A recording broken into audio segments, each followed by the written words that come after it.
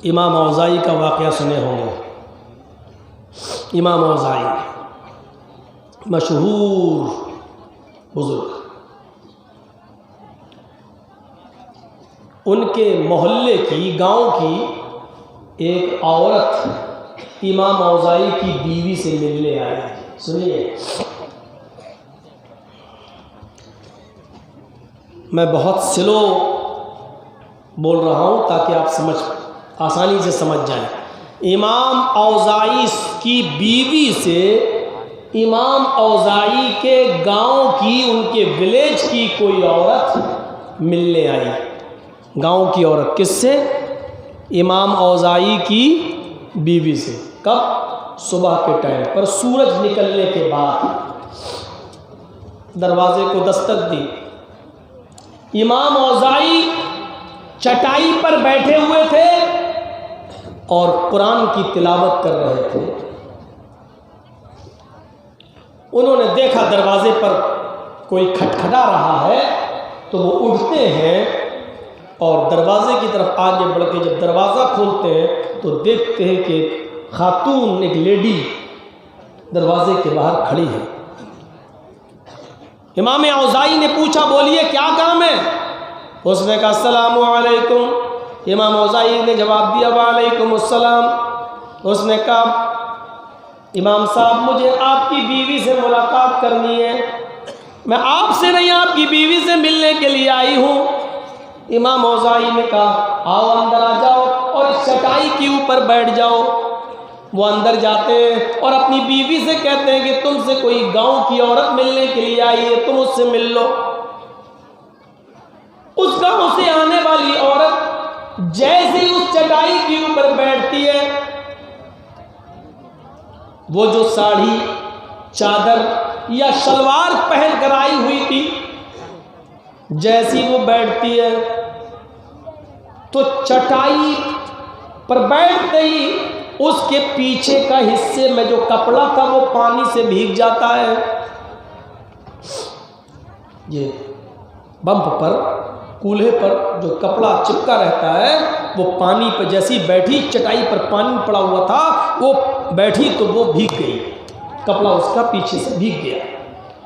इमाम औज़ाई का बेटा, एक बच्चा था, वो खेल रहा था, छोटा सा 1.5-2 साल का बच्चा खेल रहा था, लेकिन इत्तेफाक देखिए कि उस बच्चे के जिस्म पर कोई कपड़ा नहीं था।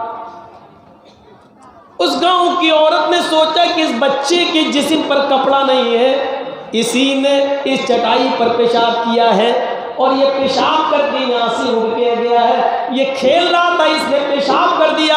देखिए गांव की औरत क्या समझ रही है, बदगुमानी देखिए।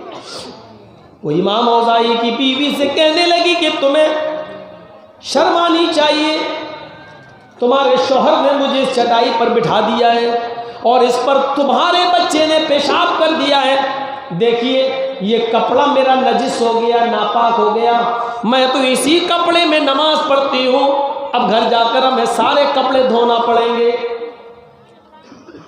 इमाम औज़ाई की बीवी कहती है मेरी बहन तुम बेफिक्र रहो, तुम्हें कपड़ा धोने की जरूरत नहीं है। ये जिसको तुम पेशाब समझ रही हो ये पेशाब नहीं है, तुम बेफिक्र रहो, तुम्हें कपड़ा धुलने की जरूरत नहीं है। आओ तुम्हारी जगह पर मैं बैठ जाती हूँ और मेरी जगह पर तुम आ जाओ। ये जगह खुश्क है, ये जगह सूखी हुई है। लेकिन वो औरत थोड़ी सी माइंडली थी, माइंडेड है। पेशाब नहीं है, कैसे पेशाब नहीं है? ये बच्चा तुम्हारा नंगा है, अभी चटाई से उठा है, तुम कह रही हो पेशाब नहीं है। कहने लगी मेरी बहन ये चटाई मेरी है, मैं जानती हूं कि ये पेशाब नहीं है, फिर तुम क्यों बहस कर रही हो? वो कहती है कि मैं कैसे मान लूं कि ये पेशाब नहीं है, पानी आसपास कहीं है ही नहीं कि यहाँ गिर गया हो, और बच्चा आपका नंगा है, ये हमें बता रहा है इस बच्चे की हयात और कैफियत ये कहती है कि किसी बच्चे ने यह पेशाब किया है। इमाम औज़ाई की बीवी कहती है मेरी बहन मुझसे बहस न करो, तुम जानना चाहती हो ये क्या है जिस पर तुम बैठ गई हो? मैं बताना नहीं चाहती थी, लेकिन तुम जिद कर रही हो इसलिए मुझे बताना पड़ रहा है। अच्छा बताओ क्या है? कहा मेरे शौहर फजर की नमाज पढ़ने के बाद इसी चटाई पर बैठते हैं, यहीं पर वो कुरान की तिलावत करते हैं जब तक कि सूरज न निकल जाए, और कुरान की तिलावत करने के बाद कुरान पढ़ना बंद कर देते हैं। फिर अपने दोनों हाथों को बुलंद करके अपने रब के सामने अज़ाब कब्र और अज़ाब जहन्नम से मग़फ़िरत की दुआ मांगते हैं। और वो उसमें इतना रोते हैं, इतना रोते हैं, इतना रोते हैं कि उनके आंखों से ये चटाई पूरी की पूरी भीग जाती है। मेरी बहन, तुम जिस चटाई पर बैठी हो और जिसको तुम पेशाब समझ रही हो, ये पेशाब नहीं है, ये मेरे शौहर इमाम औज़ाई के वो आंसू हैं जो जहन्नम के अज़ाब से मग़फ़िरत चाहने के लिए चाहते चाहते निकले हैं, अल्लाह के खौफ से निकले हैं। मेरी बहन, ये वो आंसू हैं जिन आंसुओं के बारे में अल्लाह के नबी ने फरमाया, अल्लाह के खौफ से जिस आंख से एक आंसू का कतरा भी गिर जाता है, अल्लाह उस आंख पर दोज़ख की, जहन्नम की आग को हराम करार दे देता है, हराम कर देता है। ये मेरे शौहर के आंसू हैं जिन आंसुओं पर तुम बैठी हुई हो और जिसको तुम पेशाब समझ रही हो। देखा आपने,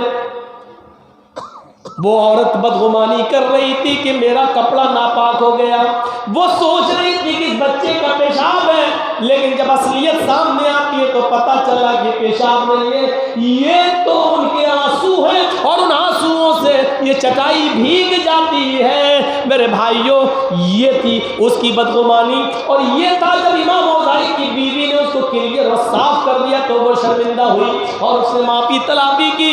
कुरान कहता है माफ़ी और तलाफी की ज़रूरत ही पेश ना है अगर तुम बदगुमानी करना छोड़ दो, एक दूसरे के बारे में बुरा ख्याल करना छोड़ दो। या अय्युहल्लज़ीना आमनू इज्तनिबू कसीरम मिनज़्ज़न्न इन्न बअज़-ज़न्नि इस्म। ईमान वालो, ज़्यादा बुरा गुमान करने से बचो, इसलिए कि ज़्यादा गुमान करने से आप गुनाहगार हो सकते हैं। ज़्यादा बदगुमानी इंसान को गुनाहगार बना देती है। मैं समझता हूँ मुझे और भी आगे चलना है, इसलिए बदगुमानी के ऊपर इतनी चीज़ें काफ़ी हैं। हम एक एहसास अपने अंदर पैदा करें कि हम दूसरों के बारे में सोचते क्या हैं और हकीकत कुछ और भी हो सकती है, इसलिए हम किसी के बारे में बदगुमानी ना करें।